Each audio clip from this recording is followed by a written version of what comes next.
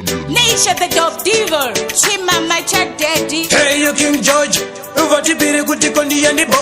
Chimama, ndakaja zangu kumborova wowa Na maimpana tonanga sedu kushawa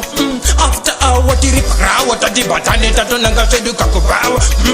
Pai mwana ndimi mega Munondi dakaza kutaura peya ndiri ndega Ningatonda, aisi bigi danger Ndikango kuona, vanofizuka tiri tu Wakango tuona, babae mwana ndimi mega Munondi dakaza kutaura peya ndiri ndega Ningatonda, aisi bigi danger Ndikango kuona, vanofizuka tiri tu Wakango tuona Winter time waka wanda vaivarire Kabebe kangu nisha smati majendo katemba Swasiyana na gaza wata vaivarire Ukamupa sipo anorasa kana kukutema Kano ndifuruzira teti ndimi kamudara Tapeza bafu totora na manodu mshawa Topata shona pasani neza green chagwa Kamweka kapokari na isaka cream tata Pai mwana ndimi mega Munondi dakaza kutaura peya ndiri ndega Ningatonda, aisi bigi danger Ndikango kuona, vanofizuka tiri tu Wakango tuona, babae mwana ndimi mega Munondi dakaza kutaura peya ndiri ndega Ningatonda, aisi bigi danger Ndikango kuona, vanofizuka tiri tu Wakango tuona Hey you King George, uvatipiri kuti kondi yandibo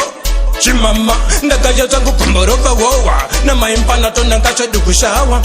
After hour tiri krawa Tati batane tatonanga sedu kakubawa Nature the dope diva, Chimama chat daddy.